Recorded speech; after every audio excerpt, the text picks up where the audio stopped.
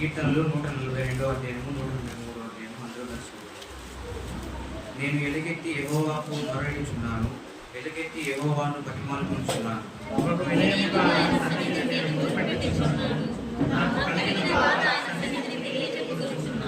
నాలో నా ప్రాణము కృంగి ఉన్నప్పుడు నా మార్గము నీకు తెలియను. నన్ను పట్టుకొనుటకై నన్ను నడవవలసిన త్రోవలో చాటుగా పగవారు ఉరినొట్టుచున్నారు.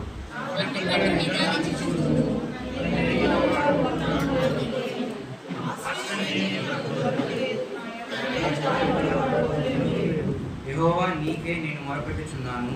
నా ఆశ్రయదుర్గం నీవే, సజీవులున్న భూమి మీద నా శాస్త్రం నీవే అని నేను అనుకుంటుని.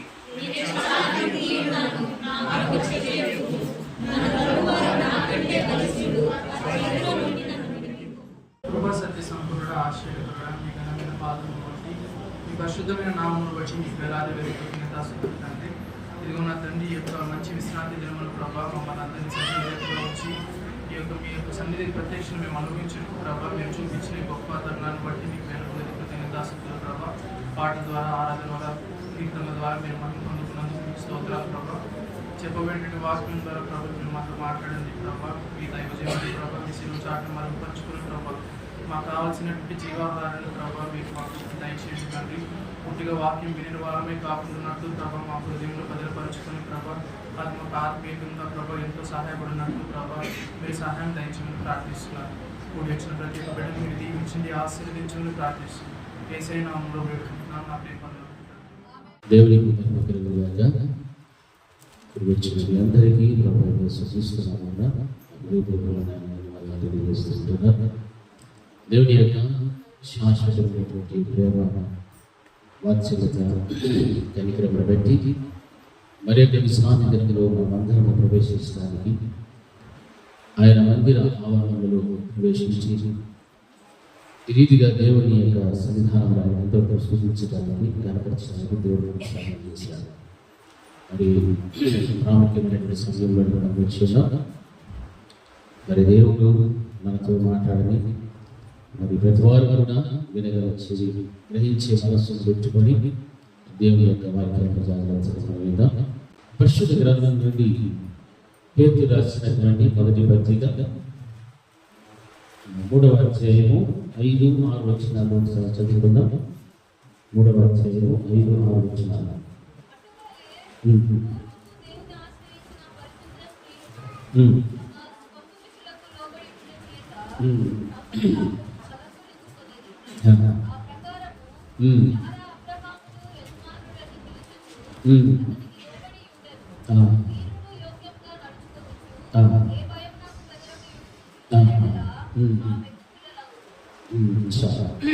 హల్లెలూయా. రెండు చేతులు ఒకసారి అందరికీ చెప్తాం. హల్లెలూయా, హల్లెలూయా. దేవుని యొక్క వాక్యము ఏమని సెలవిస్తుందంటే, పేతురు రాసినటువంటి పత్రికలో 3వ అధ్యాయం 5-6 వచనాలు మనం గమనిస్తున్నప్పుడు అక్కడ మనం కనిపించేటువంటిది ఆకర్షణీయమైనటువంటి మాట, ఒక మంచి అద్భుతమైనటువంటి మాట. తమ్మును తాను అలంకరించుకున్నటువంటి స్త్రీలు వీరు ఎవరునంటే దేవుడిని ఆశ్రయించిన పరిశుద్ధమైనటువంటి స్త్రీలు వాక్యం బోధిస్తుంది. ఆ ప్రియమైనటువంటి దేవుని కదా ఈ వాక్య భాగంలో మనం గమనిస్తున్నప్పుడు 3వ అధ్యాయంలో భర్త భార్యను గురించినటువంటి చాలా విషయాలు అక్కడ మనకు కనిపిస్తున్నాయి. ఒక కుటుంబ వ్యవస్థలో భార్య భర్తలు జీవిస్తున్నటువంటి ప్రతి వారి యొక్క జీవితంలో కూడా ఎన్నో ఒడిదుడుకులు, ఎన్నో అపార్థాలు, ఎన్నో నష్టాలు, ఎన్నో రకరకాలైనటువంటి జీవిత విధానం అనేటువంటిది మనకు కనిపిస్తుంది. అయితే ఇక్కడ మనం గమనిస్తున్నప్పుడు అదే కుటుంబ వ్యవస్థ గురించి దేవుడు మాట్లాడుతూ ఏమంటాడంటే, భార్యల గురించి మొట్టమొదటిగా ఆయన మాట్లాడేటువంటి మాట, మీ పురుషులకు మీరు ఏమై ఉండాలి, లోబడి ఉండి అనేటువంటి మాట కనిపిస్తుంది. అంటే పురుషుల స్త్రీలు ఏమై ఉండాలన్నా లోబడి జీవించాలి. ఇక్కడ 5వ వచనము 6వ వచనాన్ని గమనిస్తే, అటుపటి పూర్వం దేవుని ఆశ్రయించిన పరిశుద్ధ స్త్రీలను తమ స్వపురుషులకు లోబడి ఉండుట చేత తమను తాము అలంకరించుకున్నటువంటి వారుగా మనకు కనిపిస్తూ ఉంటున్నాను. ఎత్తబడేటువంటి సంఘము, వధువు సంఘము, పెళ్లి కుమార్తె సంఘం, గొర్రె పిల్ల భార్య, సియోను కుమారి, బుద్ధి కలిగినటువంటి కన్యక. ఈ విధంగా సంఘానికి రకరకాలుగా పేర్లతో పిలువబడుతూ నిష్కలంకురాలు అనబడేటువంటి భావన. దీనికి ఉండాల్సినటువంటి లక్షణం ఏమిటి అంటే, పెళ్లి కుమార్తెగా తనను తాను ఏం చేసుకోగలమా అలంకరించుకోవడం అనేటువంటి చాలా ప్రాముఖ్యం. పెళ్లి కుమార్తె ఈ ఎత్తబడే సంఘమని, నిష్కలంకురాలైన పావురమని, సిద్ధపడిన సంఘము, వీటన్నిటికీ పేర్లు కలిగినటువంటి ఈ సంఘము ఏమేమి ఉండాలని వాక్యం బోధిస్తుందంటే, దేవుని కొరకు ఆయన యొక్క రాజ్యంలో ప్రవేశించడానికి తగినటువంటి యోగ్యత, అర్హతను సంపాదించుకోవాల్సినటువంటి పెండ్లి కుమార్తెగా తమను తాము ఏం చేసుకోవాలమా అలంకరించుకోవాలి అని వాక్యం బోధిస్తుంది. అందుకే వాక్యం చక్కగా మాట్లాడుతుంది. పూర్వము దేవుని ఆశ్రయించిన పరిశుద్ధమైనటువంటి స్త్రీలను తమ స్వపురుషులకు లోబడి ఉండుట చేత, లోబడటం అంటే అందులో వినయము, విధేయత మనకు అనిపిస్తుంది. ఆ లోబడి ఉండటను బట్టి వారు ఏం చేసుకుంటున్నారు, తమను తాము అలంకరించుకున్నట్టుగా వాక్యం మనకు బోధిస్తూ ఉంది. తమను తాము అలంకరించుకోవాలి. ఎలాగ మనం అలంకరించుకోవాలి అని స్త్రీలు మనకు ఆలోచన రావచ్చు. మనం అనుకుంటూ ఉండొచ్చు స్త్రీలుగా ఏమని, మనం కనురెప్పలు మొదలుకొని కాళ్ళ వరకు మనం ఎక్కడికి వెళ్ళాలో వెళ్ళి మన యొక్క సౌందర్యాన్ని, మన యొక్క అంతాన్ని పెంచుకుంటూ ఆ ప్యాక్ ఈ ప్యాక్ అని వేసుకొని ఉంటే అది అలంకరణ అనేటువంటి ఆలోచన వస్తే అది ముమ్మాటికి తప్పేది. వాక్యం బోధిస్తూ అని ఏమంటుందంటే, తమ స్వపురుషులకు లోబడి ఉండుట చేత వారు తమను తాము ఏం చేసుకుంటారు అలంకరించుకున్నట్టుగా వాక్యం బోధిస్తున్నారు. నా ప్రియమైనటువంటి దేవుని బిడ్డారా, మీ యొక్క స్వపురుషులకు మీ అంతటి మీరు లోబడి ఉండుట చేత మిమ్ములను మీరు ఏం చేసుకుంటున్నారు? నా మాటలు అర్థమైన మాత్రం జవాబు చెప్పచ్చు. మీ స్వపురుషులకు లోబడి ఉండుట చేత మిమ్మును మీరు ఏం చేసుకుంటున్నారు? అందరికి అర్థమైందా? మిమ్ములను మీరు ఏం చేసుకోవాలి? ఇప్పుడు అలంకరించుకోవాలి. వివాహమైన వాళ్ళందరూ కూడా మీ స్వపురుషులకు మీరు ఏమవ్వాలి? లోబడాలి. హల్లెలూయా, హల్లెలూయా. ఇది సంఘము.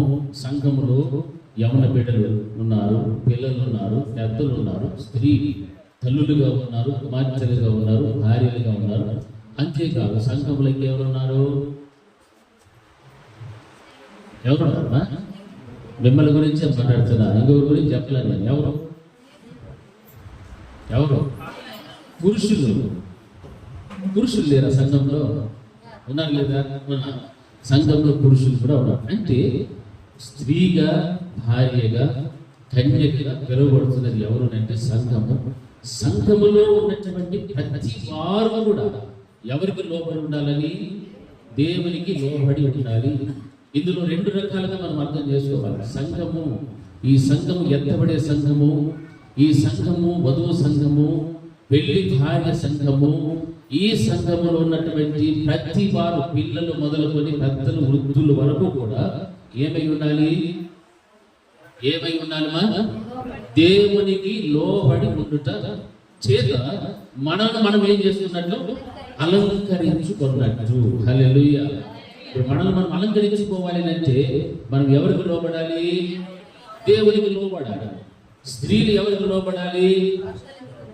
భర్తలకు లోబడి జీవించాలి. స్త్రీ సంఘం కూడా ఎవరికి లోబడాలి? దేవునికి లోబడి ఉండడం చేత మనం ఏం చేసుకున్నట్లుగా అలంకరించుకున్నట్టు. పైన వచనాలు మనం గమనిస్తున్నట్లయితే, వాక్యములకు ఎవరైనా అవిధేయులై జీవిస్తున్నట్లయితే ఎవరు? పురుషులు. హల్లెలూయా.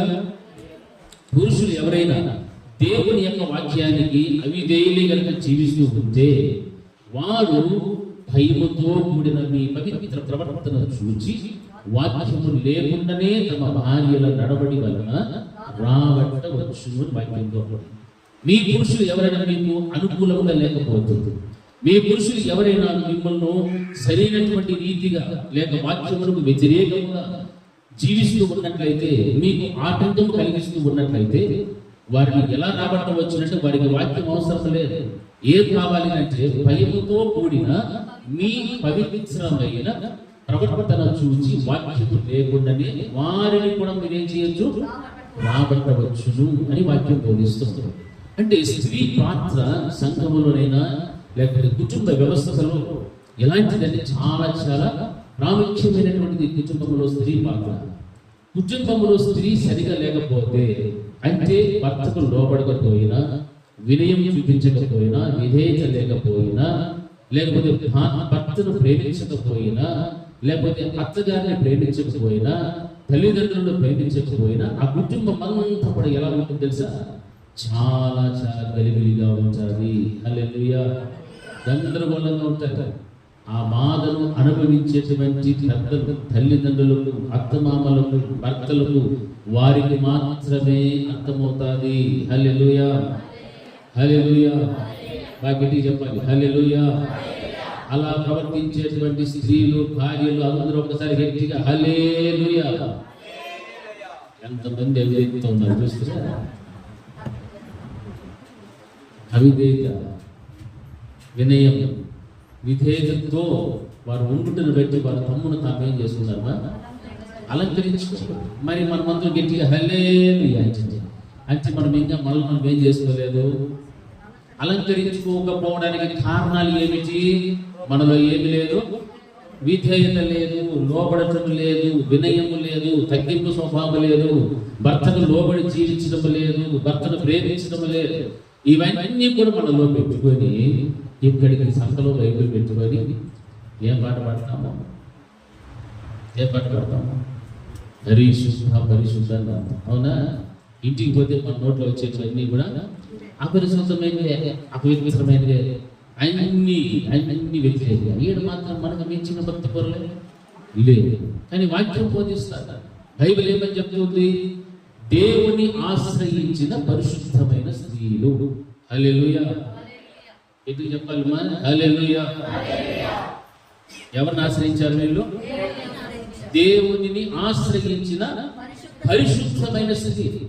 నీవు ఒకవేళ దేవుణ్ణి ఆశ్రయించినటువంటి పరిశుద్ధమైన స్థితిలో నీవు ఉంటే నీవు వినయముతో వాక్యం బోధిస్తారు. లోబడి ఉండుట చేత మిమ్ములను మీరు ఏం చేసుకుంటున్నారని అలంకరించుకుంటూ ఉన్నారు. హల్లెలూయా. హల్లెలూయా, హల్లెలూయా. తమను తాము అలంకరించుకున్న స్త్రీలు ఎవరు మీరంటే దేవునిని ఆశ్రయించిన పరిశుద్ధమైన స్త్రీ. దానికి పైనటువంటి వచనాలు మీరు ఎన్నోసార్లు చదివేర్లేదా? చదివినారు, విన్నారు, వాక్యాన్ని కూడా విన్నారు. కానీ మీ పురుషులకు మాత్రము లోబడటం మాత్రము లేదే. హల్లెలూయా.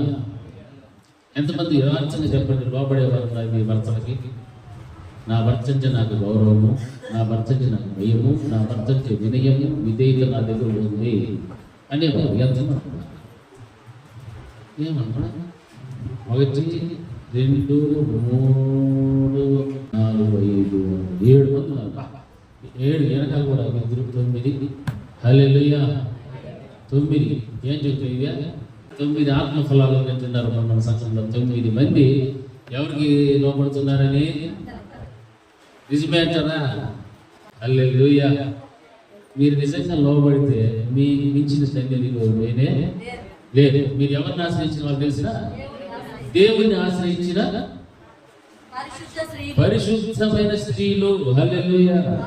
అంటే మీలో ఏం ఉండకూడదు? ఇంకా అపవిత్రత ఉండకూడదు, పాపం ఉండకూడదు, బలహీనతలు ఉండకూడదు, చెడు మాటలు ఉండకూడదు, చెడు ఆలోచనలు, ఉద్దేశాలు, తలంపులు ఏవి కూడా ఉండకుండా ఉంటే ఇప్పుడు మీరు చేసే దానికి మార్పులు 100కి 100 వేస్తారు.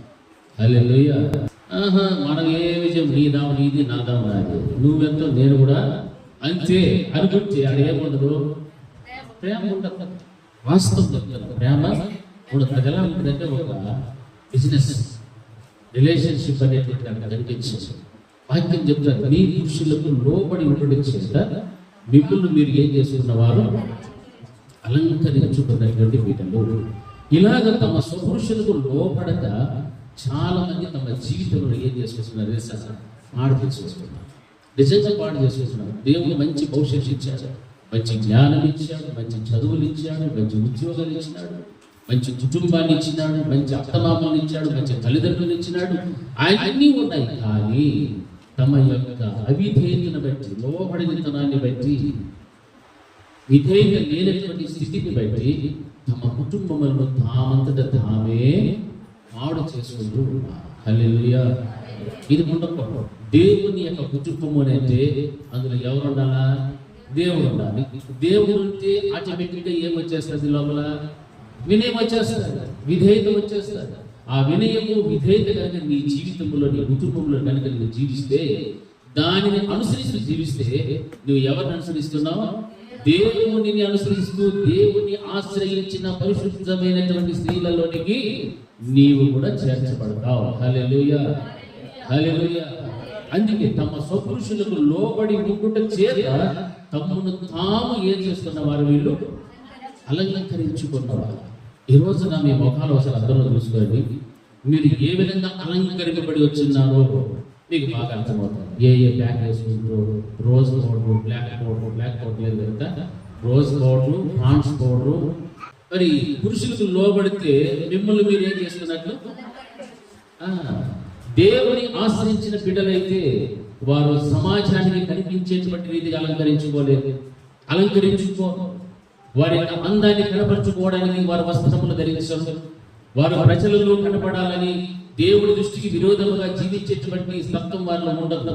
ఏది కారణమునంటే వారు దేవుణ్ణి ఆశ్రయించినటువంటి పరిశుద్ధమైన స్త్రీలు కాబట్టి, ఆ పరిశుద్ధమైన స్త్రీలలో ఉన్నటువంటి ముఖ్య గుణము, లక్షణము ఏమిటినంటే తమ పురుషులకు తాము లోబడి ఉండుట చేతను బట్టి తాము వారు ఏం చేసుకుంటున్నారు? అలంకరించుకుంటున్నారు. ఈ అలంకరణ అనేటువంటిది ఎవరు మెచ్చాలి? దేవుడు మెచ్చాలి. బయట ప్రజలు మెచ్చకూడదు. బయట ప్రజలు మెచ్చేటువంటి అలంకరణ నువ్వు చేసుకుంటూ వచ్చేవో నిన్ను నీవు నాశనం చేసుకుంటున్నావని దాని అర్థం. నీ అలంకరణ ఏవై ఉండాలి అంటే నీ పురుషునికి లోబడి ఉండేటువంటి అలంకరణ నీకు కావాలి. నీ భర్త ఎడల నీకు విధేయత, నీ భర్త ఎడల లోబడేటువంటి స్థితి నీకు ఉన్నప్పుడే నిన్ను నీవు ఏం చేసుకుంటున్నావు తెలుసా? అలంకరించుకుంటూ ఉన్నావు. హల్లెలూయా. నిన్ను చూసినప్పుడల్లా కూడా నీ ఇంటి వారైనా, నీ చుట్టుప్రక్కల ఉన్న వారైనా, నీతో సమాజంలో కలిసేటువంటి వారైనా వారికి కనపడాల్సింది ఏమిటంటే నీ యొక్క అంతరంగ అలంకరణ కనపడాలి. నిన్ను నీవు తగ్గించుకుంటూ ఉన్నావంటే ఏదో నీవు చిన్న చూపు చూస్తున్నారని కాదు, లేకపోతే నీవు తగ్గిపోతున్నావని కాదు. నువ్వు ఎంత తగ్గితే, ఎంత ఒదిగితే నీ దేవుడు నిన్ను అంతగా హెచ్చించగలుగుతాడు. హల్లెలూయా. తగ్గింపు స్వభావం అనేటువంటిది చాలా చాలా ప్రాముఖ్యం. ఎవరికి చెప్పాలి? ఎవరికి? ఒకవేళ దేవుని ఆశ్రయించినటువంటి ప్రజలు, దేవుని యందు భయము భక్తి కలిగినటువంటి బిడ్డలు, ఎత్తబడేటువంటి సంఘముగా మార్చబడటానికి సిద్ధపాటు తాము కలిగి జీవిస్తున్న స్త్రీలు, నిష్కలంకమైనటువంటి భావనను పోలినటువంటి జీవితమును కలిగి ఉన్నటువంటి స్త్రీలు మీలో ఎవరైనా ఉంటే మీ భర్త వారికి ఏం చేయకూడదు? ఏం కలుగు చేయకూడదు తెలుసా? ఆటంకము కలుగు చేయకూడదు. హల్లెలూయా. పెళ్ళైన వాళ్ళందరికీ చెప్తున్న భర్తలకి, మీ స్త్రీ, మీ భార్యలు ఒకవేళ మంచిగా దేవునిని ఆశ్రయించిన పరిశుద్ధమైన స్త్రీలుగా బ్రతుకుచు మీకు లోబడి నిండుటను బట్టి తమను తాము అలంకరించుకుంటూ ఉన్నటువంటి స్థితిలో ఉంటే వారిని పురుషులైనటువంటి మీరు చులకనగా ఏమాత్రము కూడా చూడకూడదు. వారిని చులకనగా చూస్తేమో దేవుడు ఇంకా మనల్ని చూస్తారు. హల్లెలూయా. యేసు రక్తమే, యేసు రక్తమే చెప్పండి, యేసు రక్తమే జై మంచి. మనం ఎప్పటికీ ఎవరిని దేవుని విషయంలో ఆటంకపరచనే, భర్త భార్యనైనా, భార్య భర్తనైనా ఆటంకపరచనే పరచకూడదు. మనమందరం ఇప్పుడు ఎవరు? దేవుని బిడ్డలు. దేవుని మహిమను సర్విస్తారు. మనం ఏ స్థితిలో ఉండినా దేవుని ఆశ్రయించేటువంటి పరిశుద్ధమైన స్త్రీవలే మన భర్తలకు మనము లోబడుతూ ఉండటం బట్టి మళ్ళీ మనం ఏం చేసి ఉండాలి? అలంకరించుకుంటుండాలి. కానీ లోక సంబంధమైనటువంటి అలంకరణ మనకు అవసరమో లేదు. అది ఒక రోజు మనం ఎక్కడ తీసుకుని పోతుంది? నరకానికి తీసుకొని పోతుంది, పాపంలోనే తీసుకొని వెళ్తారు, వెళ్ళరాని చోట్లకు మనం తీసుకొని వెళ్ళిపోతారు. ఏది అలంకరణ అంటే పనికి మాలిన అలంకరణ. దేహాన్ని కంకరప్పలు మొదలుకొని కాళ్ళ వరకు చేసుకుంటారు. వాక్య భాగం అంటారు, ఈ పవిత్ర ప్రవర్తన ఏం ప్రవర్తన అది? పవిత్రమైన ప్రవర్తన. జడలలో కూడా బంగారు నగలు, వస్త్రాలు, ఆ తర్వాత వెలుపటి అలంకారం. వీటన్నిటికీ పేరు ఏమని పెట్టాడు? వెలుపటి అలంకారము. ఎలాగున్నాం మనము? అట్లాంటి వద్దు కానీ సాధువుగా, గురుజుగా, గుణము, అక్షయ అలంకారము గల మీ హృదయము అంతరంగ స్వభావం మీకు అలంకారముగా ఉండవలెను. అది దేవుని దృష్టికి, బాగా చెప్పాలి అందరూ, అది దేవుని దృష్టికి మిగుల విలువ కలిగినట్టు. హల్లెలూయా, హల్లెలూయా. దేవుని దృష్టికి విలువైనటువంటి అలంకరణ చేసుకోవడం లేదు ఈ రోజున. స్త్రీలనే కాదు, సంఘములో ఉన్నటువంటి ప్రతి వారు కూడా దేవుని దృష్టికి మిగుల విలువైనటువంటి అలంకరణ అనేటువంటిది చాలా ప్రాముఖ్యమైనటువంటిది. అందుకే వాక్యం ఏం సెలవిస్తుందంటే, ఆ విధంగా పూర్వము దేవుని ఆశ్రయించినటువంటి పరిశుద్ధమైనటువంటి స్త్రీలు ఏం చేసేవారంటే తమ స్వపురుషులకు లోబడి ఉండడం చేత తమను తాము అలంకరించుకున్న వారుగా మిగిలిపోయారు. హల్లెలూయా, హల్లెలూయా. ప్రకటన గ్రంథము 19వ అధ్యాయము 6వ వచనంలో ఒక మాట రాయబడుతుంది. పెళ్లి కుమారుని యొక్క భార్యగా ఏమని పిలువబడుతుంది తెలుసా? సంఘం. ఆ పెళ్లి కుమారుని భార్యగా సంఘం పిలువబడుతున్నప్పుడు సంఘములకు ఏమై ఉండాలి, ఏమై కావాలి అంటే ఆ తమ స్వపురుషులకు లోబడి ఉండటం చేత తమను తాము అలంకరించుకుంటున్నారు అన్నటువంటి ఆ అంతరంగ అలంకరణ కావాలి. అక్కడ ఏం మాట్లాడుతున్నాడంటే, ఆయన భార్య తను తాను సిద్ధపరచుకొని ఉన్నది. హల్లెలూయా. ఉందా లేదా మా మాట? చదువు.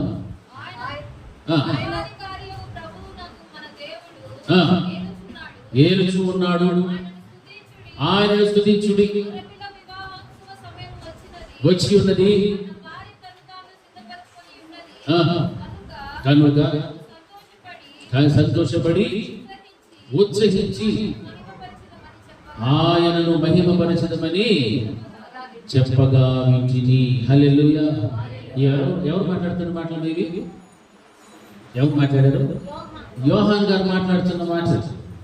ఆయన భార్య ఏమై ఉన్నది అంటే, ఆయన భార్య తనను తాను సిద్ధపరుచుకొని ఉన్నది. ఈ రోజున సంఘము పెళ్లి కుమారుడు యేసుక్రీస్తు ప్రభువు వధువు సంఘముగా, పెళ్లి భార్యగా సంఘం అనేటువంటి సంఘములో ఉన్న మనమందరము కూడా తమ్ము తాము అనగా మనలను మనం ఏం చేసుకోవాలా?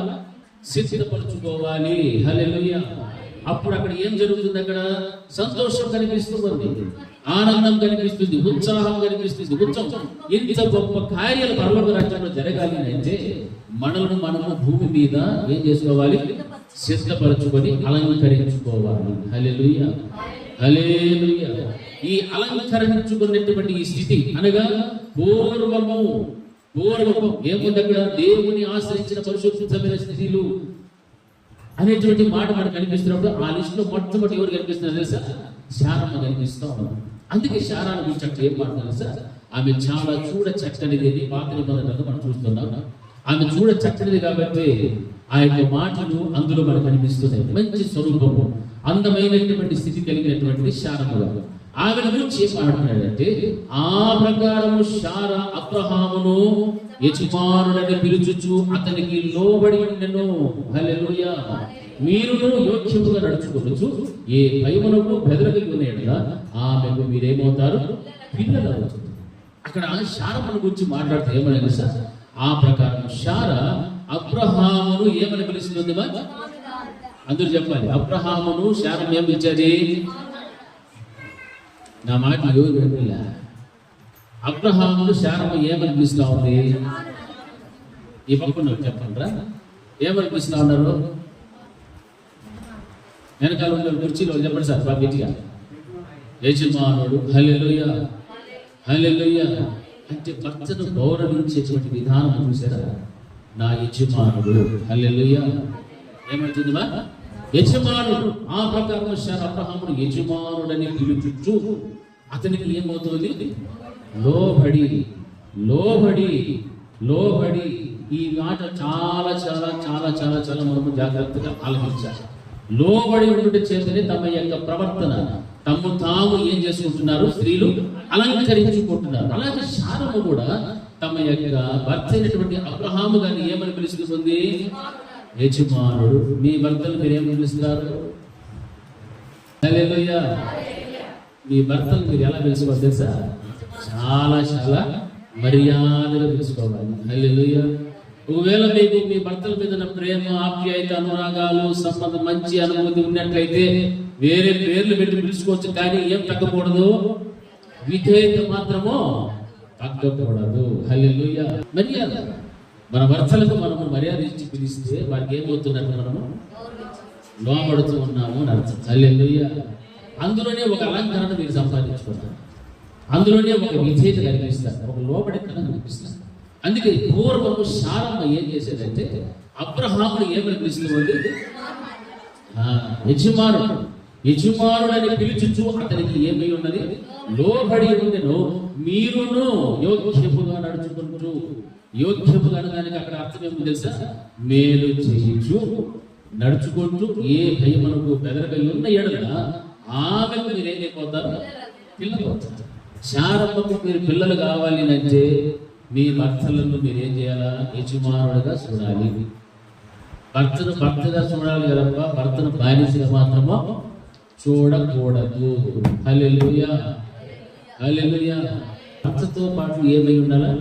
అన్ని విషయాల్లో కూడా ఆయనకు సహకారిగా, సహపాఠిగా మనం ఉంటారు. ఎవరు? భార్యలు. హల్లెలూయా. అప్పుడే మిమ్మల్ని మీరు ఏం చేసుకుంటున్నట్టు అలంకరించుకోవాలి. ఆ అలంకరణ అనేటువంటిది లోపము ఎట్టి పరిస్థితుల్లో కూడా రాకూడదు. శారమ్మను గురించి వాక్యం ప్రస్తావిస్తుందంటే ఆమె ఏమై ఉన్నది అంటే తన భర్తను నా యజమానుడు అని చెప్పుకుంటుంది. యజమానుడు అని పిలుచుచు అతనికి ఏమై ఉన్నది? లోబడి జీవిస్తున్నది. కాబట్టి ఆమె మీరును యోగ్యతగా నడుచుకుంటూ, అంటే మేలైనవి చేస్తూ ఏ భయములకు బెదరక యుద్ధ ఎడల ఆమెకు మీరు ఏదైపోతారు? పిల్లలు అవుతురు. హల్లెలూయా. ఇప్పుడు ఒకవేళ మనము దానికి వ్యతిరేకమైన శారమ్మ గుణాలు లేకపోతే, శారమ్మ లాంటి జీవితం మనకు లేకపోతే ఆమెకు మన పిల్లలము కాదు. అంటే ఎవరికి సంబంధించిన వాళ్ళం అయిపోతాము? లోకస్తుడు, అపవాది, సాతానుడు సంబంధించినటువంటి గుణాలు మనలో ఉంటే వాడి సంతానంగా పిలువబడతాం. అటువంటి అప్పుడు ఇంట్లో భర్త దగ్గర మంచి పేరు ఉండదు, అత్తమామల దగ్గర ఉండదు, తల్లిదండ్రుల దగ్గర ఉండదు, ఎవరి దగ్గర కూడా ఉండదు. హల్లెలూయా. అందుకే మొట్టమొదట మన తగ్గింపు ఎక్కడి నుంచి ప్రారంభం అవ్వాలా? ఎక్కడి నుంచి? మీకు శిరస్సు అయి ఉన్నటువంటి మీ భర్తల దగ్గర నుంచే. మీ భర్తల దగ్గర నుంచి ఏమన్నా చెప్తారా? మీరు చూసినా మీ భర్తల దగ్గర నుంచి ఏముండాలి? మీకు లోబడే గుణం రావాలి. హల్లెలూయా. అప్పుడే మిమ్మల్ని మీరు ఏం చేసుకుంటున్నట్లు? మాకు అలంకరణ అవసరం లేదు అని అంటే మీ ఇష్టం, ఎట్లయినా ప్రవర్తించవచ్చు. ఎడ్డిమెంట్ ఎడ్డిమెంట్ అప్పుడు రోజు ఇంట్లో ఏముంటుంది? సమాధానం ఉంటుందా? సంతోషం ఉంటుందా? ప్రేమ ఉంటుందా? ఆప్యాయత ఉంటుందా? అనురాగం ఉంటుందా? ఏమి అంతా సొంత. కలబెడితే కంటిలో నీళ్ళే. హల్లెలూయా. కలబెడితే కంటిలో నీళ్ళు తక్కువ. ఏమి ఆనంద బాష్పాలు కాదు, దుఃఖముతో కూడిన బాష్పాలు వస్తాయి. కారణము స్త్రీ కుటుంబ వ్యవస్థలో ఎలా ప్రవర్తించాలో ప్రవర్తించని కారణాలు తమ స్వపురుషులకు లోబడిన తనమును బట్టి వాక్యం బోధిస్తున్న శారా తన యజమానుడని పిలుచుచు అబ్రహామును లోబడి ఉండెను. అలాగే మీరు జీవిస్తే అందుకు పిల్లలు అవుతారు. ఇంత చక్కగా దేవుడు మనకు నేర్పిస్తున్నాడు. పైనటువంటి వాక్యాన్ని మనం గమనిస్తే దేవునిని ఆశ్రయించినటువంటి పరిశుద్ధమైన స్త్రీలు తమ స్వపురుషులకు లోబడి ఉండుట చేతను బట్టి తమను తాము వారు ఏం చేస్తున్నారు? అలంకరించుకుంది. హల్లెలూయా. హల్లెలూయా.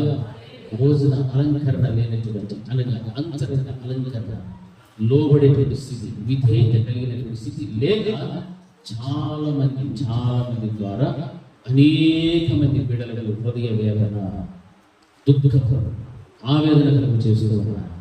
దీనంతటి ఒక రోజున దేవుని దగ్గర లెక్క చెప్పాల్సి.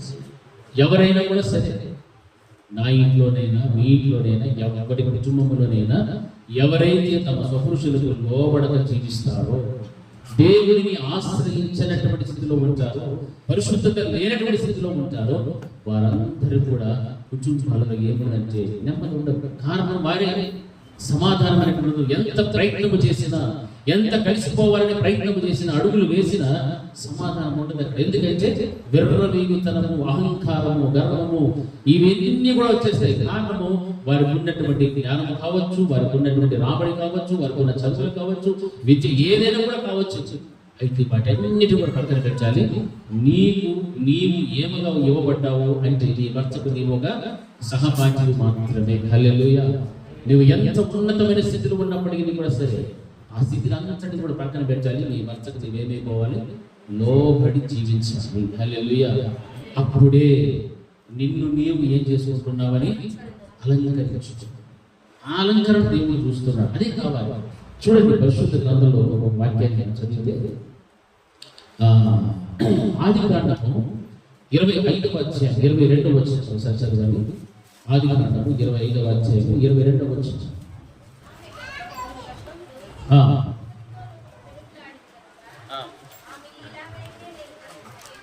ఇలాగైతే నేను బ్రతుకుట ఎందుకని అనుకొని ఈ విషయమై యెహోవాను అడుగ వెళ్ళెను.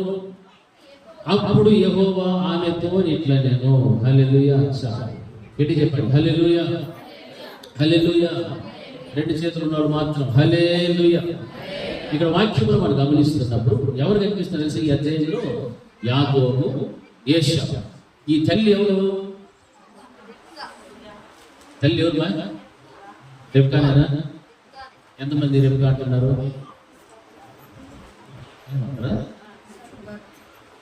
హల్లెలూయా. ఎవరికి భార్య? ఈమె ఇస్సాకు గారి భార్య. అమ్మగారి పేరు రిఫ్కా. ఆమె గర్భము ధరించిన తర్వాత ఆమె గర్భంలో ఎంతమంది ఉన్నారు? 2 బిడ్డలు ఉన్నారు. ఈ 2 బిడ్డల యొక్క పరిస్థితి ఎలా ఉందంటే, ఒకరితో ఒకడు ఏమవుతున్నారో పెరుగులాడుతూ ఉన్నారు. పెరుగులాడుతూ ఉన్నప్పుడు ఆ తల్లి యొక్క గర్భంలో ఆ విధమైన స్థితి ఉంటే తల్లి తెచ్చుకోగలదా?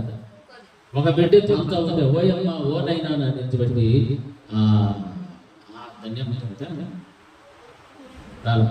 ఏమేమో చేసేస్తారు కదా. హల్లెలూయా. ఊరికి ఎట్లా మూమెంట్స్ అంటారు కదా, తన్నుదంతా ఉంటాం. పోయమ్మ తన్నేసాడు అయ్యాడుదని అంటారు. అట్లా 2 బిడ్డలు ఉండి వారు ఒకరితో ఒకరు లోపల ఏం చేసుకుంటున్నారు, వాళ్ళకి ఏమొచ్చింది? పెరుగులాట. హల్లెలూయా. వారు ఎంజాయ్ చేయడం లేదు, పెరుగులాట. నీకంటే నేను ముందు పోవాలి కానీ ఒకడు లేదు, నేను ముందుకు వెళ్తున్నాడు, నేను పోవాలి. హల్లెలూయా. ఎవరు రైతులు? ఏశావు గారు, మరొకరు యాకోబు. అటువంటి పరిస్థితుల్లో ఈ రిఫ్కమ్మ గారు మాట్లాడుతున్న మాట ఏంటంటే, ఇలా ఉంటే నేను బ్రతుకుట ఎందుకు అని అనుకుని ఈ విషయమై యెహోవాను ఏం చేస్తున్నది? అడుగ వెళ్ళెను. అప్పుడు యెహోవా ఆమెతో మాట్లాడడం ప్రారంభించాడు.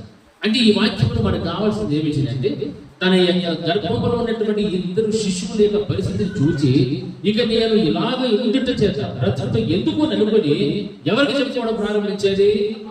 యెహోవాను అడగ వెళ్ళెను. హల్లెలూయా. పేతురు పత్రికలో ఏం రాయబడింది? దేవునిని ఆశ్రయించిన పరిశుద్ధమైన స్త్రీలు. ఆ లిస్టులోకి ఎవరు వచ్చారు? ఇప్పుడు రిఫ్కమ్మ గారు వచ్చారు. ఎవరిని ఆశ్రయిస్తుంది? దేవుని ఆశ్రయిస్తుంది. ఏ కారణం అంటే, తన గర్భంలో ఉన్నటువంటి 2 శిశువులు కూడా ఒకరితో ఒకరు పెరుగులాడుతున్నారు. ఈ విషయం తన భర్తకు చెప్పలే. ఎవరితో మాట్లాడాలనుకుంటుంది? దేవునితో. అంటే అక్కడ నాకు పరిష్కారం ఉంది, ఆయన నాకు సమాధానం ఇస్తాడు, జవాబును అనుగ్రహిస్తాడు. ఆ దేవుని యొద్దకు నేను వెళితే నాకు కావాల్సిన జవాబు వచ్చేస్తాడు. హల్లెలూయా. అంటే దేవునితో ఎంత సహవాసమో రిఫ్కమ్మ ముందు ఆలోచన చేయాలి. దేవునితో సహవాసం ఉంది కాబట్టి ఆమె దేవుని దృష్టికైనను తన భర్త ఇస్సాకు దృష్టికైనను ఏమై ఉన్నది అంటే, లోబడి జీవించేటువంటి తత్వం ఆమెలో ఉన్నది.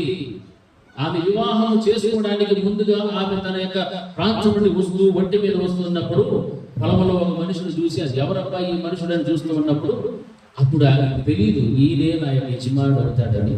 అప్పుడు వెంటనే తెలుసుకున్న తర్వాత ఆమె ఏం చేసిందా? వంటి మీద నుండి కిందికి దిగి ముసుగు వేసుకుంది. అంటే భర్త కాబోయేటువంటి భర్తను చూస్తేనే ఆమెలో ఏం కనిపించారు?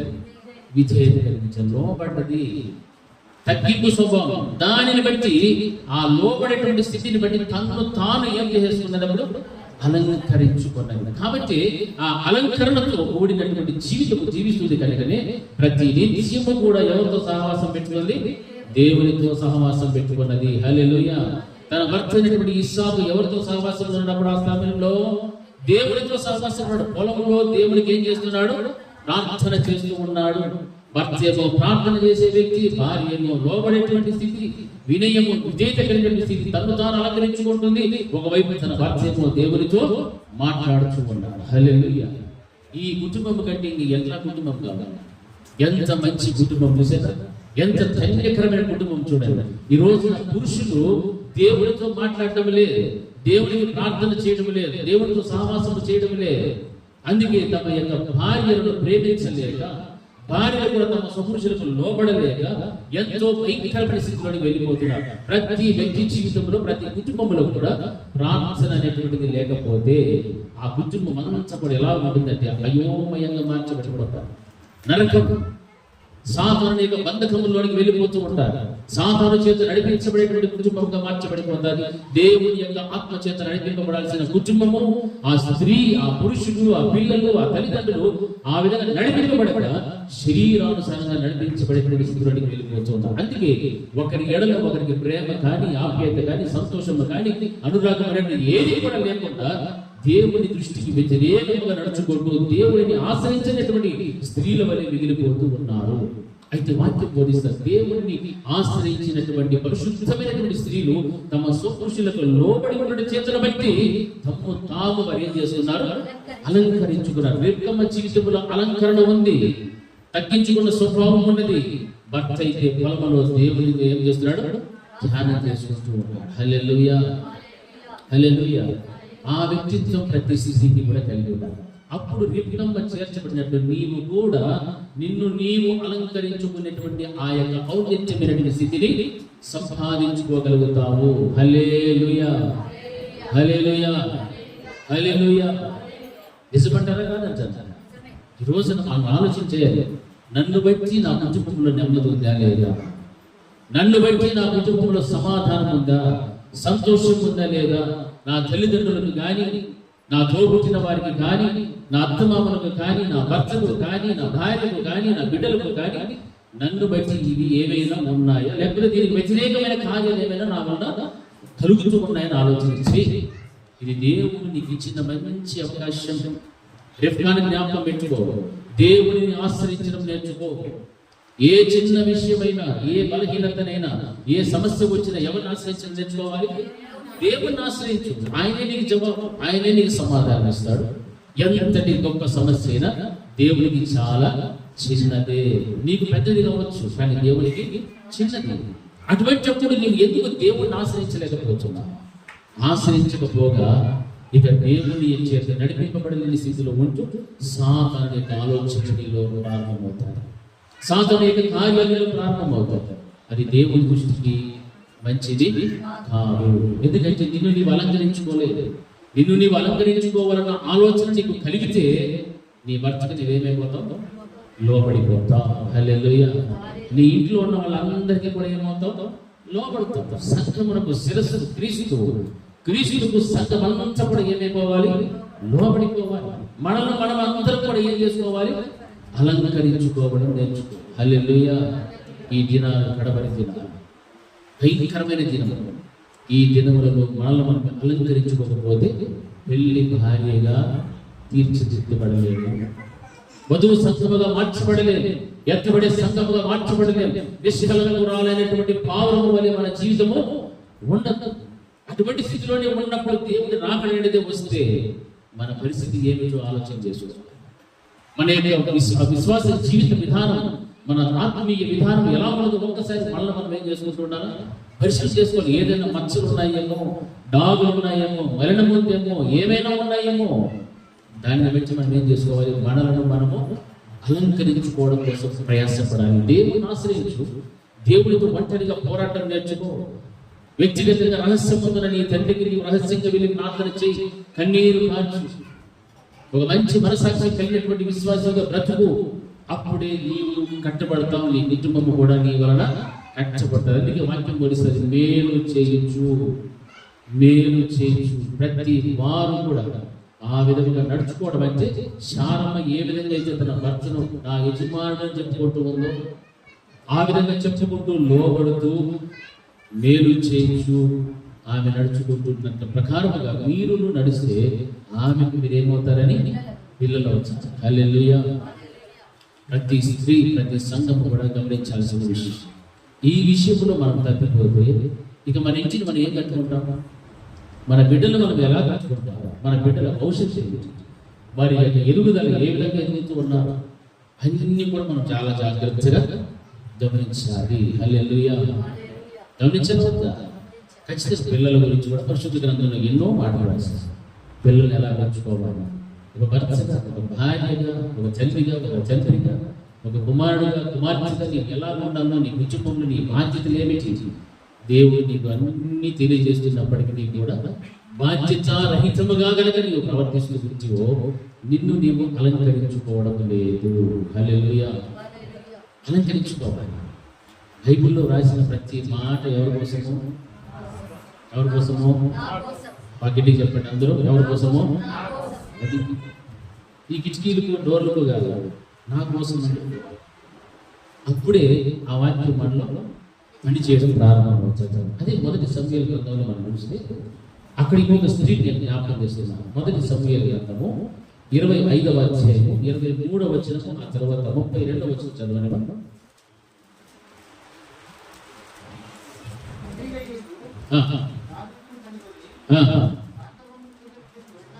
త్వరగా దిగి దావీదునకు సాష్టాంగ నమస్కారము చేసి అతని పాదములు పట్టుకొని ఇట్లనెను, నా ఏలినవాడా, ఈ దోషము నాదనిగించుము, నీ దాసురాలనైన నన్ను మాట్లాడినము, నీ దాసురాలనైన నేను. హల్లెలూయా, హల్లెలూయా. ఇప్పుడు 32వ వచనం చదువుతా. అందుకు దావీదు, నాకు ఎదురు పడుటకై నిన్ను పంపిన ఇశ్రాయేలు దేవుడైన యెహోవాకు స్తోత్రము కలుగును గాక. నేను పగ తీర్చుకొనకుండాను, ఈ దినమున ప్రాణము తీయకుండాను నన్ను ఆపినందుకై నీవు ఆశీర్వాదమునందువు గాక. నీవు చూపిన బుద్ధి విషయమై నీవు ఆశీర్వాదము కలుగును గాక. హల్లెలూయా, హల్లెలూయా. గట్టి చెప్పాలి, హల్లెలూయా. దావీదు నాబాలునకు అతని మనుషులకు గొప్ప అపాయమును కలిగించడానికి ఒక భయంకరమైన ఆలోచన కలిగి ఉన్నాడు. ఒక క్రూరమైనటువంటి స్థితిలో ఉన్నాడు. అటువంటి స్థితిలో ఎవరు వెళ్ళారు? అబీగైలు వెళ్ళారు. అబీగైలు ఎవరు? వెళ్ళారు. వెళ్ళిన వెంటనే ఆ రాజు ఏం చెప్తే జరిగిపోవాలి కదా.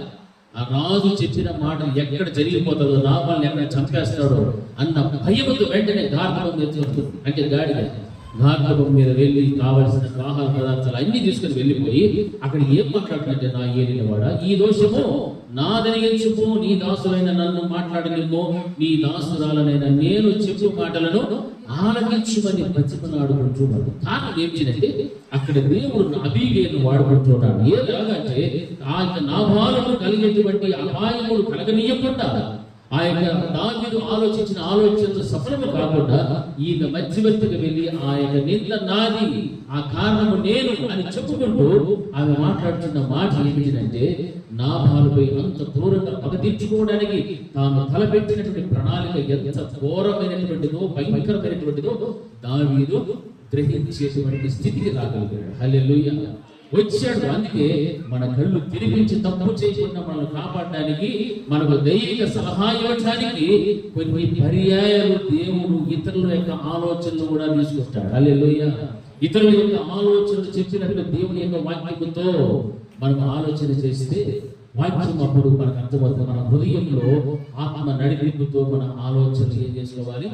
పరీక్షించుకోవాలి. హల్లెలూయా. నాబాలుకు కలగాల్సినటువంటి ఆ యొక్క క్రూరమైనటువంటి శిక్ష, ఆ మరణమే కావచ్చు, ఏదైనా కావచ్చు, ఆ ప్రాణాన్ని తీయడానికి దావీదు సిద్ధంగా, కానీ అబీగైలు చాటుకున్నది. ఒక స్త్రీ ఆశీర్వదించబడాలి అంటే, ఒక స్త్రీ తన కుటుంబమును కట్టుకోవాలంటే, ఒక ప్రాణమును కాపాడాలంటే స్త్రీ ఈ విధంగా ప్రవర్తించడం నేర్చుకోవాలి. కొంతమంది స్త్రీలు ఉంటారు, తమ భర్తలను ఏం చేస్తారు? ఏదైనా గొడవ వచ్చిందనుకో, వేరే వాళ్ళకి ఎవరికైనా గొడవ వస్తే భర్తలను ఏం చేస్తారు స్త్రీలు? మీరు ఎవరు ఏం చేసేట్లే కోడే కదా పక్కన పెట్టిద్దా ఒకవేళ అంటే వేరే వాళ్ళకి మనకి గొడవ వచ్చిందనుకో భార్య ఏం చేయాల? పురుషుడు రెడీగా ఉంటాడు, వాడు పోయి ఏహద్దామని ఉంటాడు. అప్పుడు భార్య ఏం చేయాలి? అది హల్లెలూయా. భర్తను రెచ్చగొట్టకూడదు, భర్తను ఏం చేయాల? అప్పుడు కంట్రోల్ చేసేసుకో. హలో మై డియర్ అని నైస్గా మాట్లాడి ఏం చేయాలమ్మా? పెళ్ళైన భార్యలాగా మీరే చెప్పండి ఏం చేయాలా? షాపింగ్ చేసేదని పోతాం కదా, భర్త కింద తీసి మనం పెట్టుకొని కొట్టాం. అట్లా టైంలో ఇట్లా విషయంలో భార్య ముందుకు పోవాలి. ఆ తప్పు నాది, దయచేసి నాకేమి నన్ను క్షమించు, నన్ను బట్టి నా వాళ్ళు ఏమి కూడా నేను చెయ్యొద్దని అబీగైల్ ఎలాగైతే చెప్పారు, అలాగే ఎదుటి వ్యక్తి ద్వారా మనకు ఏదైనా ఆపదో లేకపోతే మన ద్వారా ఇంకో వ్యక్తి ప్రాణమైనటువంటి స్థితిలో లేకపోతే వారికి ఏదైనా క్రూరమైనటువంటి భయంకరమైన కీడు కలిగించిన ఆలోచన వచ్చినప్పుడు ఆ మంచి ఆలోచన చెప్పేటువంటి అబీగైల్ లాంటి మనస్తత్వ స్త్రీ ఉంటే అప్పుడు ఆ స్త్రీ ఏమవుతుంది తెలుసా? ఆశీర్వదించబడతాది. హల్లెలూయా. 32వ వచనంలో ఏమంటున్నాడు? 33లో నేను పగ తీర్చుకొనకుండాను ఈ దినమున ప్రాణము తీయకుండాను నన్ను ఆపినందుకై నీవేమనుకుంటున్నావు? హల్లెలూయా, హల్లెలూయా. ఆపకుండా ఎగదోలేటువంటి వాళ్ళు ఉంటారు. చూసురావు అప్పుడు ఆశీర్వాదం వస్తుంది. ఏమొస్తుంది? కీడే. మొగుడిని ఎగదోలు ఇస్తావు, వాడు తనులు తినేస్తారు, రక్తాలు కాల్చుకొని వస్తారు. ఇక్కడ వస్తారు యాడికి పోవడం వల్ల వాడిని జయించి శక్తి లేనప్పుడు సైలెంట్గా ఉండాలి. ఎగదోలినే మనకు మళ్ళీ నువ్వు ఎగదోలుకొని యాడికి పోవాలి, వాడిని హాస్పిటల్కి పోవాలి, ఆడు వేలు కలిసి. హల్లెలూయా. అర్థమైందే?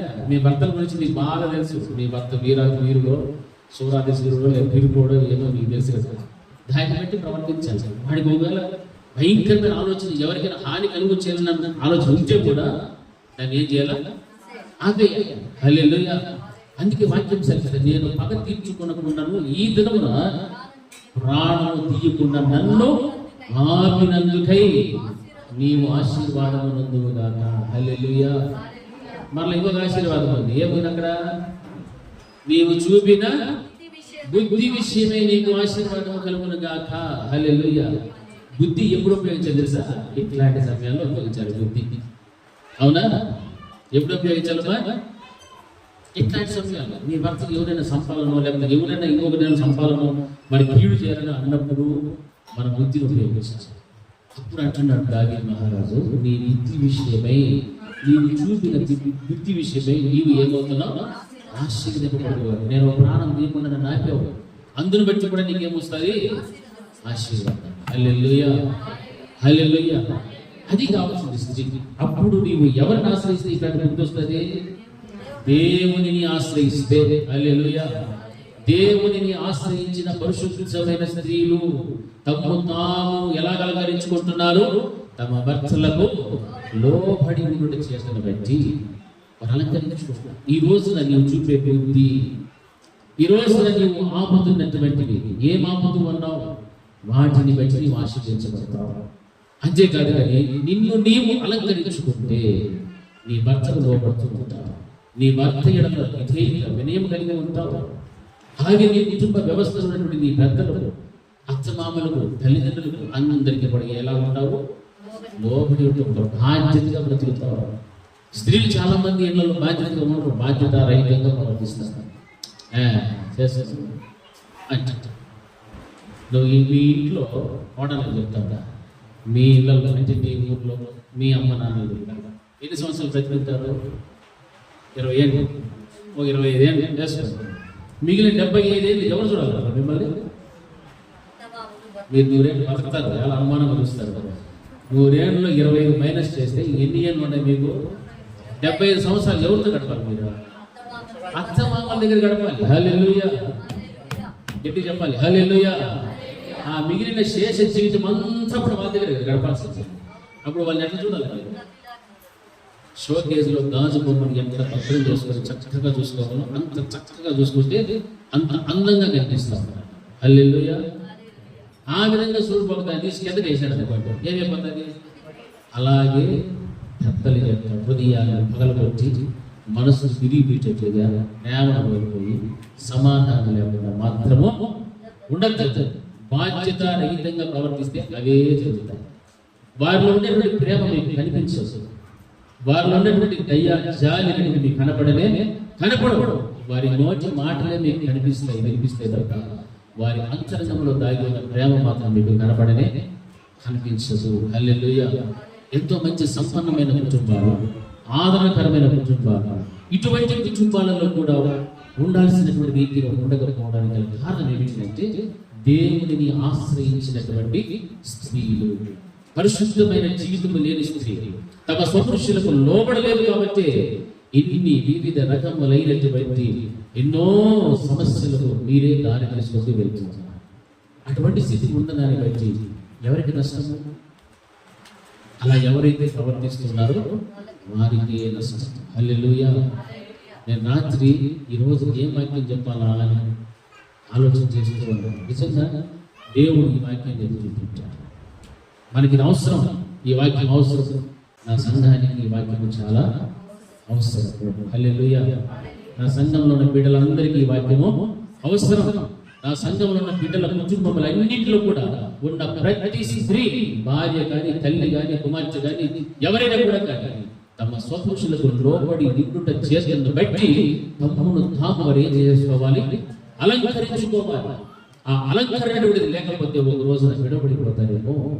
ఒక రోజున వారు దేవుడి రాజ్యంలో ప్రవేశించక అపవాదన సాతానుతో పాటు నరకంలోకి వెళితే ఆ భరించలేని వేదన, దుఃఖం ఎంతో వర్ణనాతీతంగా ఉంటుంది. ఆ స్థితి ఏ ఒక్కరికి కూడా రాకూడదు. ఇప్పుడు దేవుడు సమయం ఇచ్చినప్పుడే, అన్ని వసతులు ఉన్నప్పుడే, ఆరోగ్యం ఉన్నప్పుడే, ఆశ్చర్యం ఉన్నప్పుడే, ఆత్మీయత ఉన్నప్పుడే దీన్ని మనం దినదిన బలపరచుకుంటూ మన స్వపురుషులకు లోపలి ఉండే చేతను బట్టి పూర్వము దేవుని ఆశ్రయించినట్టు పరిశుద్ధమైనటువంటి స్త్రీల వలె మనం అలంకరించుకోవాలి, మారిపోవాలి. అది దేవునికి కావాల్సినటువంటి. అంతేగాని అబీగయి లాంటి జీవితం లేకుండా, రిఫ్కా లాంటి జీవితం లేకుండా, సారా లాంటి జీవితం లేకుండా ఒక స్త్రీలాగా నువ్వు బ్రతుకుతూ ఉన్నావు అంటే అది ఎంతగా నీ దేవుని, నీ యొక్క కుటుంబీకులు నువ్వు దుఃఖ పెడుతున్నావో, బాధ పెడుతూ, హింస పెడుతున్నావో తెలుసా? చాలా చాలా చాలా. దానిని బట్టి నీకు ఏ మాత్రము కూడా ఆశీర్వాదము రాదు. వాక్యం సెలవిస్తాయి, ఒక ప్రాణము తీయకుండా నన్ను ఆకలితో నీవు ఆశీర్వదించబడతావు. నీవు చూపించిన బుద్ధిని బట్టి నీవేమవుతున్నావు? ఆశీర్వదింపబడుతున్నావు. ఈ బుద్ధి ఎలాంటిదో నీ ఇంటిలో నీవు కనపరచుకో, నీ తల్లిదండ్రులు, నీ అత్తమామలు, నీ భర్తలు కనపరచుకోవాలి. అప్పుడే నీ బుద్ధి ఎటువంటి బయటకు వస్తారు. నీ బుద్ధిని బట్టి నీవేమవుతావు? ఆశీర్వదించబడతావు. తప్ప బుద్ధి మంచిది కాకపోతే నువ్వు 100 కోటి ప్రయత్నములు చేసిన ఆశీర్వాదం నీకు ఎక్కడికో రాదు. వాక్యం ఆ రీతిగా సెలవిస్తా. ఎన్నో ప్రయత్నములాగా మిగిలిపోతుంది తప్ప ఆశీర్వాదం అనేటువంటి ఈ దత్తకు రాదు. కారణము మనం చూపించేటువంటి బుద్ధి. ఒక వ్యక్తి ప్రాణము తీయకుండా ఏం చేయాలి? ఆపాలి. నీ బుద్ధి నీ భర్తకు లోబడిన తనాన్ని చూపెట్టాలి. నీ బుద్ధి దేవుణ్ణి ఆశ్రయించేటువంటి పరిశుద్ధమైన స్త్రీల వలె ఉండునట్లుగా చూపెట్టాలి. హల్లెలూయా. ఇది కావలసినటువంటి స్త్రీకి. ఇవి ఏ గుణగణాలు లేకుండా నిన్ను నీవు హెచ్చించుకుంటూ వెళ్ళిపోతే ఇక నీ ఉన్నటువంటి నీతో ఉన్న వారిని ఎవరు చూసుకోవాలి? ఎవరు పట్టించుకోవాలి? వారి యొక్క పనులు, వారి యొక్క బాధ్యతలు ఎవరు వహించాలి? దేవుడు నీకు ఇచ్చిన కుటుంబం అంటే చులకనగా చూడకూడదు. నీ యొక్క సొంత కుటుంబాన్ని ఎంత ప్రేమిస్తావో నీవు ఉన్న కుటుంబాన్ని కూడా అంతే రీతిగా ప్రేమించాలి. వారి పట్ల కూడా అంతే బాధ్యత చూపెట్టాలి. వారి పట్ల కూడా అంతే చక్కని ప్రేమ, సంతోషము, సమాధానము, ఆప్యాయత కలిగినటువంటి ఒక కోడలుగా, ఒక కుమార్తెగా, ఒక తండ్రిగా నీవు జీవించడమో నేర్చుకో. హల్లెలూయా, హల్లెలూయా. అప్పుడే నీ బుద్ధిని బట్టి నీ దేవుడిని ఏం చేస్తాడు? ఆశీర్వదించాడు. బుద్ధి బాగలేకపోతే ఆశీర్వాదం ఎందుకు? ఇది వాస్తవం. వాక్యం ఉంది లేదమ్మా? దావీదు చెప్పాడు లేదా? నీవు చూపిన బుద్ధిని బట్టి నీవు ఆశీర్వదించబడతావు. ఈ రోజున ఆశీర్వాదం లేదని, దీవెన రాలేదని, కార్యము నెరవేర్చబడలేదని, సఫలము కాలేదని ఏడ్చుకోవడం కాదు. నీ బుద్ధి ఎటువంటిది? నీ తల్లిదండ్రులకు, నీ భర్తకు, నీ అత్తమామల మధ్య ఎలా జీవిస్తున్నా? ఒక బాధ్యత కలిగి బ్రతుకుతున్నావా? కనీసం వారి కూడా చూపించాల్సిన దయ్య, ఒక పలకరింపు ఏదైనా ఉందా? ఉండాలో వద్దా? ఇవన్నీ కూడా ఎలా వస్తాయి తెలుసా? మనలో ఉన్న బుద్ధిని బట్టి. మన బుద్ధి పోయిన వారు ఏం వాక్యం చెప్తారమ్మా? మంచి మనసాక్షి. ఆ మంచి మనసాక్షి కలిగి ఉంటే దేవుడు మళ్ళీ ఏం చేస్తాడు? ఆశీర్వదిస్తాడు. దేవుని కొరకు, దేవుని రాజ్యం కొరకు, ఈరోజు నీ కొరకు, నీ కుటుంబం కొరకు ఏం కలిగి ఉండాలా? మంచి మనసాక్షి కలిగి ఉండాలి. నేనెందుకు చెయ్యాలి, నేనెందుకు ఈ విధంగా ప్రవర్తించాలి ఉండకపోవడం. నీవు ఏం చేస్తున్నావో, ఎలాంటి బుద్ధి కలిగి ఉన్నావో, ఏ విధమైనటువంటి ఆశీర్వాదం రాకుండా ఆగిపోయాలో అన్నిటిని ఒక్కసారి గమనించు. దానికి కారణం ఎవరో తెలుసా? నీవే. నీవు తప్ప ఇంకెవరు కదా. హల్లెలూయా, హల్లెలూయా, హల్లెలూయా. 128వ కీర్తనలో ఏముంది? ఒక కుటుంబం దేవుడు ఎలా ఆశీర్వదించాలో ఆశీర్వదిస్తానని చెప్తున్నాడు. భర్త ఎలా ఉండాలి, భార్య ఎలా ఉంచాలి, బిడ్డలు ఎలా ఉంచాలి, అన్ని దేవుడు చూపెట్టాడు. ఆ దీవెనలు ఆశీర్వాదాలన్నీ నీకు రావాలి అంటే ఆ విధంగా జీవించు. అబీగైల్ లాంటి జీవితం నీలో ఉండాలి, రెబ్కా లాంటి జీవితం ఉండాలి. ఇంకా పరిశుద్ధ గ్రంథంలో ఎంతో మంది స్త్రీలు ఎంతో భయం కలిగి, భక్తి కలిగి, తమ భర్తలకు లోబడి విధేయత కలిగి జీవించిన వారు ఉన్నారు. అటువంటి వారిని గురించి విన్నాము, చదువుతున్నాం, ధ్యానం చేస్తున్నాం, కానీ వ్యక్తిగత జీవితంలో వచ్చేసరికి దానిని అనుసరించేటువంటి తత్వము లేదు. హల్లెలూయా, హల్లెలూయా. ఆ స్థితి రావాలి. అప్పుడు వస్తేనే నిన్ను నువ్వేం చేసుకుంటున్నావని అలంకరించు. ఎంతమందికి ఇష్టం ఈ రోజున నన్ను నేను అలంకరించుకుంటాను, నా భర్త దగ్గర, నా భార్య దగ్గర, నా అత్తమామ దగ్గర, తల్లిదండ్రుల దగ్గర అని చేతులు చూపించండి. చూద్దాం ఎంతమంది మిమ్మల్ని మీరు అలంకరించుకోవాలని ఇష్టపడుతుంది. అలంకరించుకోవాలి. అలంకరించుకుంటేనే మనము ఆశీర్వదించబడతాము. హల్లెలూయా, హల్లెలూయా. అలంకరించుకుంటేనే మనకు ఆశీర్వాదం. అలంకరించుకోకపోతే ఆశీర్వాదం అక్కడే ఉంటుంది. ఆశీర్వదించాలని దేవుడు ఎదురు చూస్తున్నాడు, కానీ దానికి అడ్డుగా మనమే ఉంటే ఎలా వస్తుంది? లోపలికి రాదు కదా. కాబట్టి ఆశీర్వాదం నిన్ను తాగాలన్నా, నీ మీదకి రావాలన్నా, నీ కుటుంబంలో ఉన్న ప్రతి వారు అనుభవించాలంటే అడ్డుగా ఉన్నటువంటి నీవు మొదట తొలగాలి. హల్లెలూయా. నీలో ఉన్న ప్రతి విధమైన పనికి మాలిన తీగలన్నింటినీ కూడా తీసి పారవేయాలి. పనికి మాలిన తీగ ఏదైనా ఉంటే వెంటనే తీసివేసి, ఉన్నటువంటి తీగలైనా ఏమవ్వాలా? ఫలించాలి. ఫలించే గుణాలు నీలో ఉన్నాయి. అవి పనియకుండా చేస్తున్న పనికిరాని తీగలు నీలో పెట్టుకున్నావు కాబట్టి అవి కూడా ఏమైపోతున్నాయి? పనికిరాని తీగల వల్ల మార్చబడుతుంది. అవన్నీ ఉండకూడదు.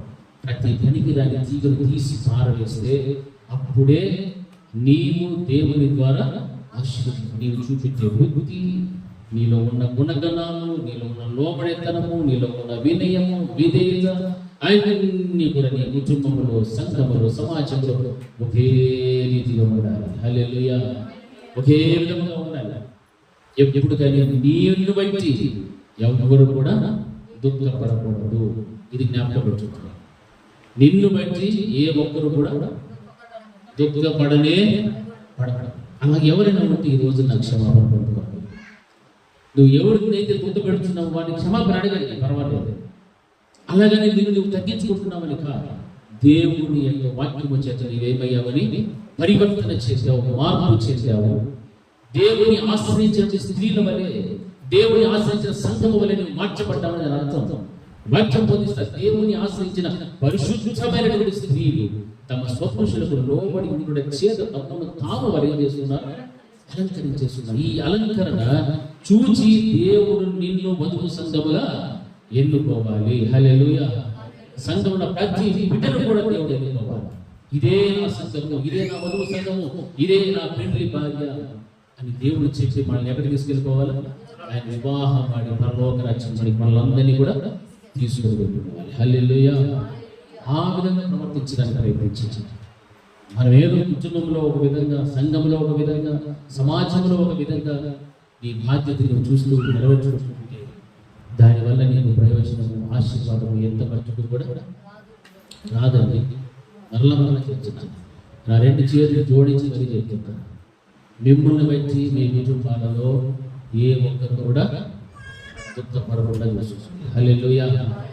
అలా చెయ్యండి. ఆశీర్వాదం నీకు వెంటనే వస్తుంది. ఆశీర్వాదం రాకుండా ఆగిపోవడానికి కారణం నీవేనేమో ఒకసారి ఆలోచించండి. ఆశీర్వాదం నీకు కాక దేవుడిని ఆశీర్వదిస్తాడు. అది దానికి అడ్డుగా నీకు ఉండదు. ఇంట్లో ఉన్న వాళ్ళని ఎవరిని కూడా దుఃఖ పెట్టద్దు. సంఘములో కానీ సమాజం ఎక్కడ కూడా నిన్ను బట్టి ఒకరు దుఃఖపడరు. ఆ దుఃఖము మరి కాల్చే జన్నీళ్ళంతా కూడా ఎక్కడికి వెళ్తారు తెలుసా?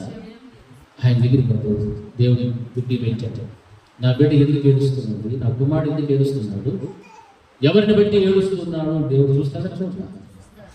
దేవుని యొక్క శిక్ష మన మీద పడక మునిపే మన యొక్క ప్రవర్తన బట్టి, మన లోబడేటువంటి వినయ విధేయత కలిగిన జీవిత వ్యక్తిత్వం బట్టి మనల్ని మనం ఏం చేసుకోవాలి? అలంకరించుకోవాలి. దేవునికి మన మీద కోపం అంతా కూడా వెళ్ళిపోవాలి. దావీదుకి కోపం అనేది నాబాల మీద, కోపం పోయేటట్టుగా ఆమె ప్రవర్తించాలి. అందుకే ఆమె ఏమైపోయాలి? ఆశీర్వదించబడింది. హల్లెలూయా. ఆ విధంగా నీ ప్రవర్తన మారితేనే ఆశీర్వాదం నీకు వస్తుంది, నీ ఇంటి మీదకి వస్తుంది. ఆశీర్వాదం నాకు కావాలి ప్రభువా. ఆ విధమైనటువంటి లోబడెత్తనం నేను జీవిస్తాను, వినయం విధేయత కలిగినటువంటి వ్యక్తిత్వం నేను కలిగి ఉంటాను ప్రభువా అని నిన్ను నీవు ఎప్పుడైతే అలంకరించుకోవడానికి ప్రయత్నం చేస్తావో అది నిజముగా దేవునిని మెప్పింపదగినటువంటి కార్యము. హల్లెలూయా, హల్లెలూయా, హల్లెలూయా. దేవుడి వాక్యంలో దీవించిన అందరూ కూడా కళ్ళు మూసుకొని మోకరిద్దాం. ప్రతి ఒక్కరు కూడా మోకరించి ప్రార్థించారు.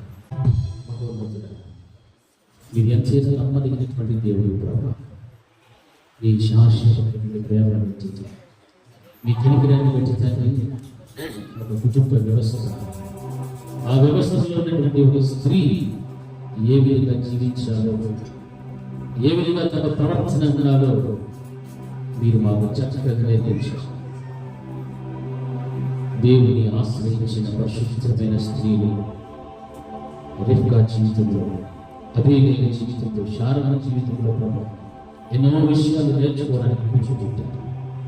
ఈరోజు నా వాక్యం విన్నటువంటి ప్రతి సహోదరుడు, ప్రతి స్త్రీ ఆ విధముగా ఆ విధమైనటువంటి మంచి చక్కని తమ స్వపురుషులకు లోబడి జీవించకుండా చేసిన బట్టి, వారు చూపించేటువంటి బుద్ధిని బట్టి వారు ఆశీర్వదింపబడుతుంది. తమ తాము అలంకరించుకునేటువంటి స్థితిలోనికి రావడానికి కూర్చోబెట్టండి ప్రభావ. ఎంతో మంది కుటుంబాల్లో నెమ్మది లేదు, సమాధానం లేదు, దుఃఖం, కన్నీరు, నిట్టూర్పులు ఉన్నాయి ప్రభా. మంచి సంపన్నమైన స్థితి ఉన్నప్పటికీ కూడా సమాధానమైన స్థితితో ప్రభా ఎంతో మంది నా తండ్రి ప్రభావ ఇబ్బంది పడుతున్నారు. అటువంటి కుటుంబంలో అన్నిటినీ కూడా దర్శించారు. ప్రతి వారిని కూడా మీరు మాట్లాడమే కాదు. ఏ ఒక్క బిడ్డ కూడా ఆయన మీకు విమర్శలు కాకూడదు. ఏ ఒక్క కుటుంబంలో కూడా కలహాలు, భేదములు ఏవి ఉండకూడదు. ప్రతి వారు కూడా కలిసి మెలిసి సంతోషంగా తమ స్వపురుషులకు లోబడుతుంది.